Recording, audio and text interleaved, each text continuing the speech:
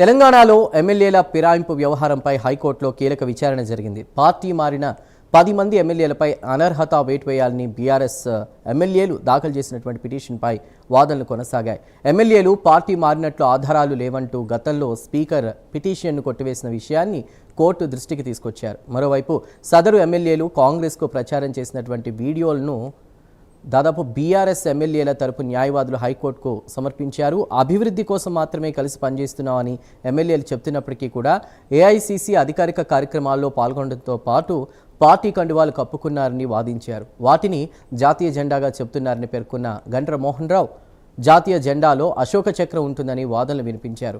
ఎమ్మెల్యేల అనర్హత పిటిషన్పై వచ్చే నెల 16న హైకోర్టు తీర్పు కూడా వెల్లడించనుంది. దీనిపై పూర్తి సమాచారాన్ని అందించడానికి మా ప్రతినిధి కుమార్ ప్రసన్ సిద్ధంగా ఉన్నారు ఫీల్డ్ రిపోర్ట్లో.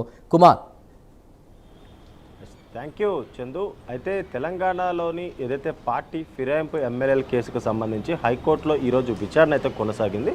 అయితే 2023లోని ఇటు బీఆర్ఎస్ పార్టీ ద్వారా 10 మంది ఎమ్మెల్యేలు గెలుపొందినప్పటికీ కూడా వాళ్ళు ఏదైతే ఇటు కాంగ్రెస్ దాంట్లోకి మారారంటూ కూడా ఇటు బీఆర్ఎస్కు సంబంధించిన కొంతమంది నేతలు హైకోర్టును ఆశ్రయించారు. ముఖ్యంగా ఇందులో ప్రధానంగా దానం నాగేందర్ ఖైరతాబాద్ డివిజన్, అలాగే తెల్లం వెంకట్రావు భద్రాచలం, అలాగే కడియం శ్రీహరి స్టేషన్ గన్పూర్, అలాగే పోచారం శ్రీనివాసరెడ్డి బాన్సువాడ, అలాగే ఎం సంజయ్ కుమార్ జగిత్యాల, ఆర్కేపూడి గాంధీ షేర్లింగంపల్లి, అలాగే టి ప్రకాష్ గౌడ్ రాజేంద్ర నగర్, బండ్ల కృష్ణమోహన్ రెడ్డి గద్వాల్, గూడెం మైపాల్ రెడ్డి పటాన్ చెరువు, కాళీ ఏదయ్య చెవెళ్ళ, ఈ 10 మంది ఎమ్మెల్యేలు కూడా ఇటు కాంగ్రెస్ ప్రభుత్వంలో చేరారంటూ కూడా ఇటు బీఆర్ఎస్కి సంబంధించిన కీలకమైన నేతలు ఇటు హైకోర్టును అయితే ఆశ్రయించారు. అయితే హైకోర్టులో దీనిపై సుదీర్ఘ విచారణ తదనంతరం కూడా ఇటు ఏదైతే స్పీకర్కి కొన్ని కీలక ఆదేశాలు జారీ చేశారు, ఈ పార్టీ మారారని చెప్తున్న ఎమ్మెల్యేలపై విచారణ చేపట్టి దానికి సంబంధించిన రిపోర్టు హైకోర్టుకు సబ్మిట్ చేయాలంటూ కూడా ఇటు స్పీకర్కి కొన్ని ఆదేశాలు అయితే జారీ చేశారు. అయితే ఈ నేపథ్యంలోనే ఇటు స్పీకర్ కూడా ఈ 10 మంది ఎమ్మెల్యేలు విచారణ జరిపిన తర్వాత వీళ్ళందరికీ కూడా క్లీన్ చిట్ ఇస్తూ కూడా ఇటు హైకోర్టుకి రికార్డ్స్ అయితే సబ్మిట్ చేయడం జరిగింది. అయితే దానిని సవాల్ చేస్తూ మరొకసారి బీఆర్ఎస్కి సంబంధించిన కీలకమైన నేతలందరూ కూడా ఇటు హైకోర్టులోని దాన్ని సవాల్ చేస్తూ కూడా పిటిషన్ అయితే దాఖలు చేశారు. అయితే ఈరోజు హైకోర్టులో దీనిపై సుదీర్ఘంగా విచారణ అయితే కొనసాగింది.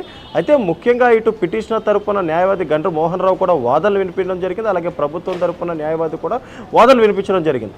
అయితే ముఖ్యంగా ఇటు పార్టీ మారిన ఎమ్మెల్యే ఎవరైతే ఉన్నారో వీళ్ళందరూ కూడా ఇటు పార్టీ మారిన తర్వాత ఇటు కాంగ్రెస్కి సంబంధించిన కొన్ని కార్యకలాపాలకు కూడా వీళ్ళందరూ కూడా హాజరయ్యి ముఖ్యంగా ఆ పార్టీలోనే ఉన్నారంటూ కూడా ఇటు గండ్ర మోహన్ రావు కూడా ఇటు న్యాయవాదికి అయితే తెలియజేయడం జరిగింది. అయితే ముఖ్యంగా ఇటు ప్రభుత్వ తరపు న్యాయవాది కూడా వాళ్ళందరూ కూడా కేవలం ఆయా నియోజకవర్గాలకు సంబంధించి ముఖ్యంగా ప్రభుత్వం ద్వారా రావాల్సిన నిధులు కావచ్చు, లేదంటే పెట్టుబడులు కావచ్చు, లేదంటే అక్కడ శంకుస్థాపనలు అంటే కాలేజెస్, స్కూల్స్ కావచ్చు, వీటన్నిటి కోసం మేము కేవలం కాంగ్రెస్ ప్రభుత్వం ప్రస్తుతం హయాంలో ఉంది కాబట్టి ఆ కార్యక్రమాలకి మేము పాల్గొన్నామంటూ కూడా ఈ 10 మంది ఎమ్మెల్యేల తరఫున న్యాయవాది అయితే వాదించడం జరిగింది.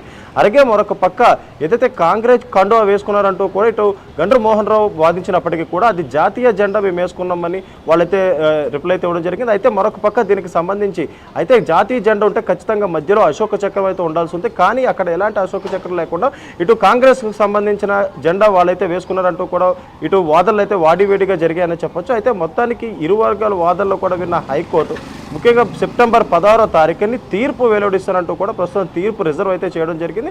అయితే ఇప్పటికే స్పీకర్ క్లీన్ చిట్ ఇచ్చినప్పటికీ కూడా వీళ్ళందరూ కూడా హైకోర్టులో ఏదైతే దాన్ని సవాల్ చేస్తూ పిటిషన్ వేశారు కాబట్టి దీనికి సంబంధించి కీలకమైన వాదనలన్నీ కూడా ఈరోజు అయితే ముగిశాయి. అయితే వచ్చే నెల 16వ తారీఖుని ముఖ్యంగా పార్టీ ఫిరాయించిన ఎమ్మెల్యేలకు సంబంధించి తీర్పు అయితే వెల్లడుందని చెప్పొచ్చు చందు.